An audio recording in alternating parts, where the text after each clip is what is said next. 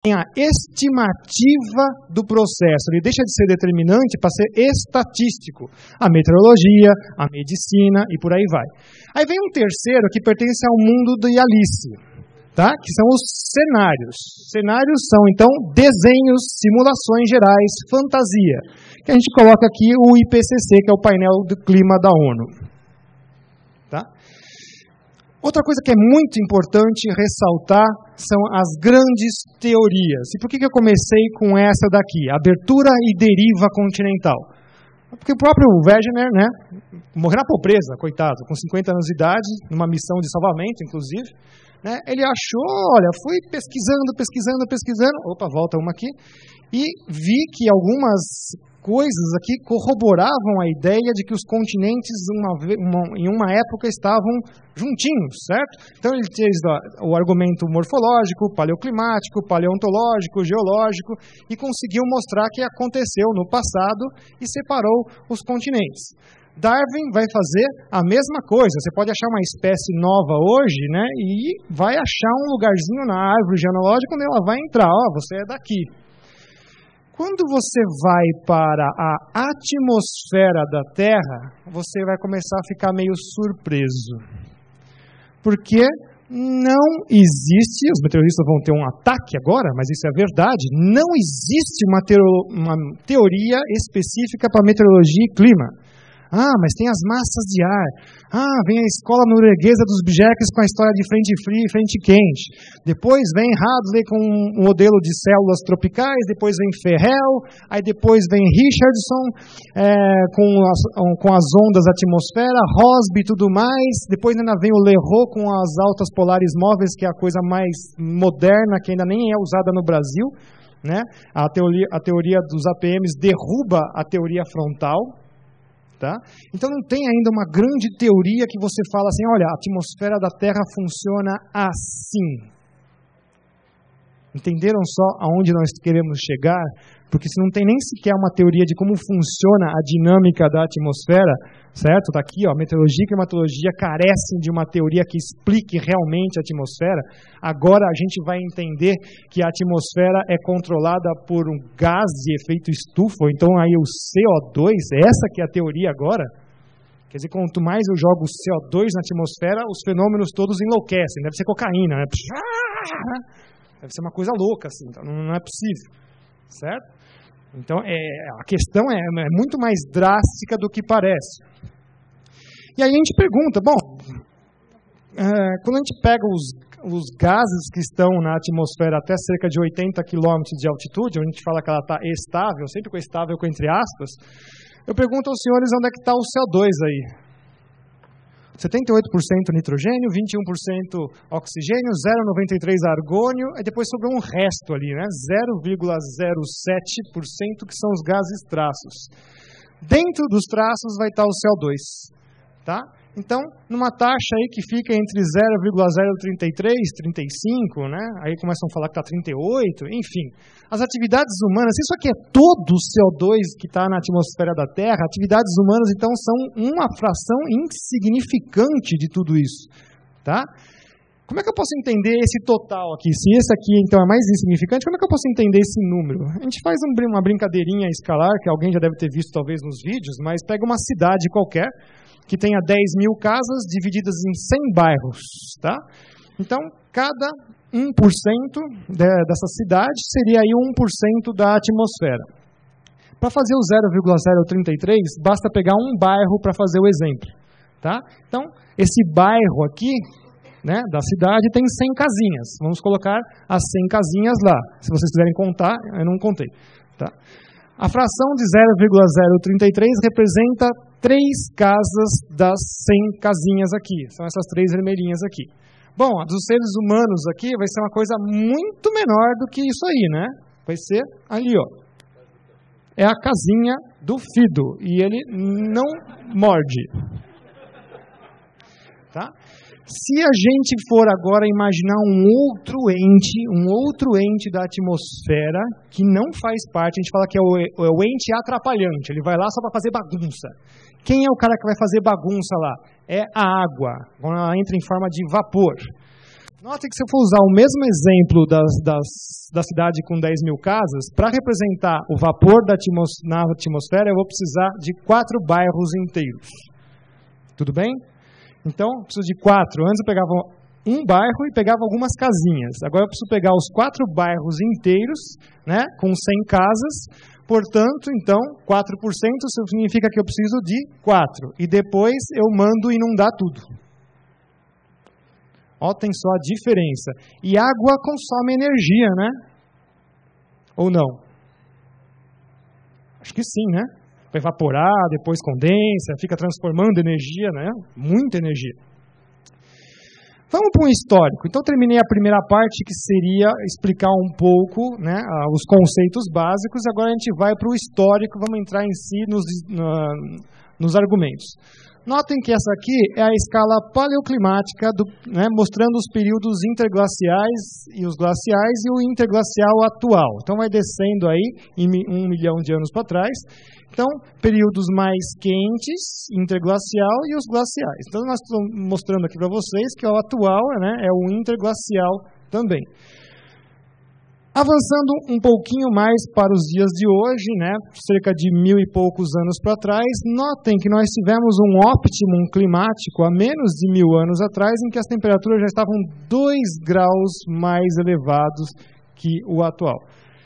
Para a climatologia, também é uma outra coisa assim que é uma abstração da nossa cabeça achar que o planeta tem uma temperatura média, tá? Então, eu odeio isso, porque é um negócio que varia 80 negativo para 50 positivo, você falar que o planeta tem uma média, literalmente é uma abstração muito maluca, mas vamos aceitar essa abstração agora. Aí vamos ficar só com os últimos 100 anos. Né? Então, olha lá, o planeta então ficou muito quente dos anos 30, 40, muito frio nos anos 70 e depois, na virada do século 20 para o 21, ficou quente de novo. Né? Olha lá, a variabilidade climática, na verdade, é a única constante. O clima que faz é ficar mudando. E aí, quando a gente pega, vamos pegar os dados assim que são os mais drásticos, Groenlândia, Polo Norte, onde o pessoal fala, lá que está tudo sumindo. Notem aí, olha lá, 20 anos 30, quente, 40, depois anos 70 esfriou de novo, né? Virada do século, inclusive com alguns, aqui teve um grande, né? Mas os outros, tudo a mesma coisa, variação normal. Vamos para outra, que é Groenlândia, em Angmarsalik. Reykjavik, no Ártico também. Né? Temperaturas positivas, depois esfria muito, depois esquenta de novo, né? Variação normal do clima. Porque se fosse então a emissão de CO2, a curva de CO2 não casa com essa informação. De novo, né? Nuuk, no oeste da Groenlândia, de 1910 a 2009. Sobe, desce, sobe e depois vai descer de novo. Tá? Peguei aqui um jornal dos anos 30, né, 1938. Exploradores soviéticos já abrandavam o aquecimento global dos anos 30. Né? Então, lá nos anos 30, que já tinha sido muito mais quente, eles falaram assim, olha, teve umas coisas muito piores. Está ali, ó, de 3.000 a 5.000 anos atrás, as temperaturas já estiveram bem mais altas. Então, em 1938, é o 9º ano mais quente dos últimos 100 anos. Tá? E lembrando que de 1000 a 1300, 2 graus mais quente que o atual, que a gente viu lá no Optimum Climático. Aí vem as tabelas que são feitas pela turma do IPCC. Aí eles querem colocar, né? São as últimas décadas são as mais quentes. Aí eles tiveram que se retratar e voltar, né? Porque, na verdade, os anos 30 que apareciam mais. Então, o nosso amigo James Hansen, que é o cara que trabalha no GIS, da NASA, teve que se desculpar e falar, olha, eu errei, né? Foi sem querer. E eu coloquei lá os anos da virada do século XX para o século XXI. Aí alguém pode falar assim, professor, mas tem lá 1998. Mas 1998 é conhecido como o El Niño do século. Né? É um período que realmente é um fenômeno de escala planetária, praticamente. E aí ele estava tão ativo que esquentou mesmo. Mas isso ninguém controla o El Niño. Então eu vou trazer uma frase do Stephen Schneider que eu acho sensacional, né? Porque é o ativista total, era pelo menos ativista total do aquecimento global, e ele vai dizer o seguinte: para capturar a imaginação do público, devemos oferecer cenários amedrontadores, fazer afirmações simplificadas e dramáticas e fazer pouca menção de quaisquer dúvidas que possamos ter. Cada um de nós deve decidir qual é o balanço correto entre ser eficiente e ser honesto. Esse aqui é o senhor Stephen Schneider, que já morreu. Bom, pessoal, então o que eu quero mostrar para vocês? Que nesse cenário todo que está acontecendo atualmente, mudança climática é chamada variabilidade do clima. O que o clima mais faz é mudar. E as forçantes climáticas naturais internas ao sistema são os vulcões, florestas, oceanos, água, atmosfera, etc. e tal. E o homem aparece do outro lado dessa balança, forçantes climáticas antropogênicas, dentro da sua escala de atuação, e olhe lá, cidade, fábrica, transporte, cultivo, manejo, poluição.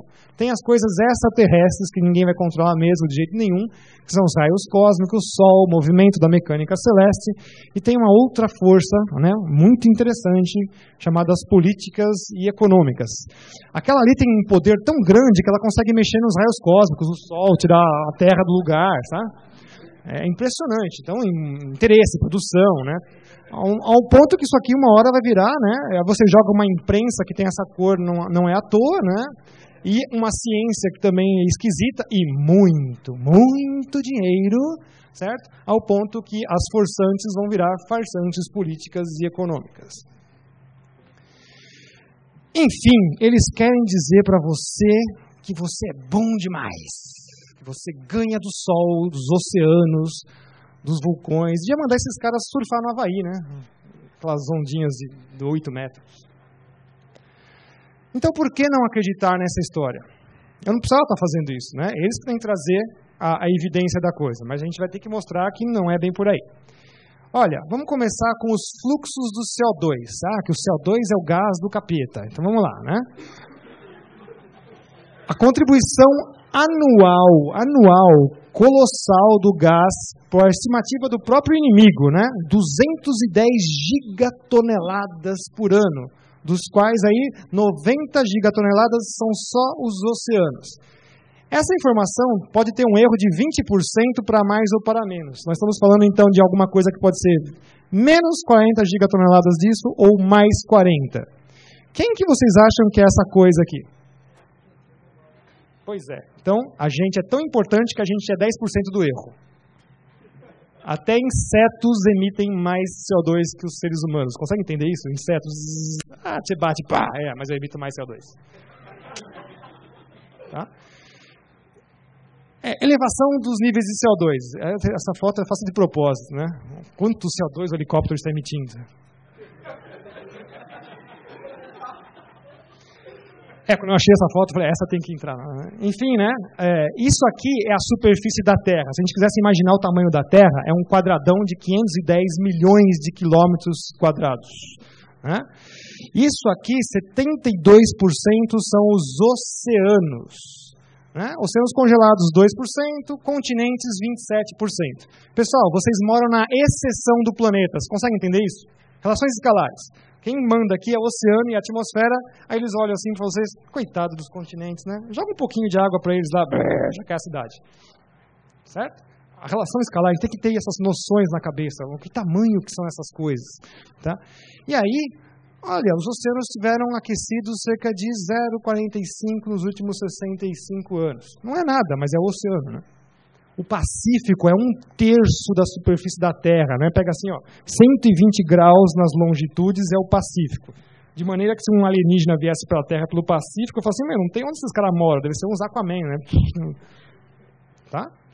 Então, olha só, quanto mais você eleva a temperatura da água, do mar, a solubilidade do gás é invertida. Portanto, reduz a solubilidade dos gases e eles é que liberam CO2 para a atmosfera. Não foi à toa que eles queriam colocar um medidor lá em Mauna Loa. Queria saber como é que o Pacífico responde a isso. Se tinha maracutaia por trás disso ou não, é uma outra conversa que vocês podem ver um artigo publicado lá no nosso site. Mas, enfim, era para entender qual é a contribuição do Oceano Pacífico para a atmosfera. Então, eles sabiam exatamente o que queriam medir. Tá? Aí a elevação saiu de 0,33 e foi para os estupendas 0,38, para os dados de Mauna Loa, que são altamente suspeitos. Mas por que, professor, que são altamente suspeitos? Porque do lado da estação medidora tem um vulcão. Então, dependendo de onde vira o vento, nossa, só tem CO2 na atmosfera. Então os caras também têm que limpar isso daí. De vez em quando eles... não vi, sabe? Não vi, né? Então, olha só, 55 anos para falar que subiu 0,005 de toda a atmosfera da Terra. Né? Então, a gente pegou aqueles 4,1 e fez uma brincadeira escalar. Né? 3 casas decimais aqui são os amarelos aqui. Joga mais um zero e aí joga os humanos lá. Certo? 0,000. Bom, a ordem de grandeza é ridiculamente pequena. Ok? E o efeito estufa? Esse aqui é o famoso, né? Esse é difícil. É difícil, eu sei, é difícil falar. Não é possível. Esse cara está falando, é louco. Joga ele em um hospício. Eu vou descer, tem uma ambulância esperando lá. Por quê? Porque na literatura era com aspas, certo? A gente às vezes peca pela didática para explicar a coisa, aí depois vai sumindo as aspas no meio do caminho. E aí ficou, né? Vira uma entidade. Efeito estufa, né? Pessoal, estufa é aquela casinha de vidro onde a radiação solar passa, né? E a radiação infravermelha, que vai interagir com a superfície, esquenta, ela vai sair em forma de radiação de onda longa, que a gente chama de infravermelho. Quase 95% passa pelo vidro. Mas o que não passa pelo vidro? Não passa o ar que esquentou. O ar ficou quente lá dentro, começou a fazer uma térmica lá dentro daquela casinha de vidro, só que ele não sai, então ele vai ficar preso aqui dentro. Aí você entra lá, nossa, realmente, o efeito estufa existe. Existe, você está dentro de um aquário. Só falta fazer de peixe. Tudo bem? A atmosfera da Terra não é uma estufa, porque você não bloqueia a dinâmica de fluidos, tá certo, professor? Você faz mecânica de fluidos. Nossa, esquentou o fluido, ele sai aí em vários turbilhões. Então, fenômenos acontecem aqui e não é fácil de medir isso aqui. Então, os caras só ficam no balanço radiativo, mas não falam do balanço de energia. Certo? Vou mostrar no outro slide aqui, ó. Não existe efeito estufa, é presença primordial de atmosfera, lei dos gases, transferência de energia e secundária do vapor de água, que vão exercer o papel de retardo dessa perda de calor. Tá? As nuvens em particular, eles retardam a perda por infravermelho. Então está aqui, energia veio e foi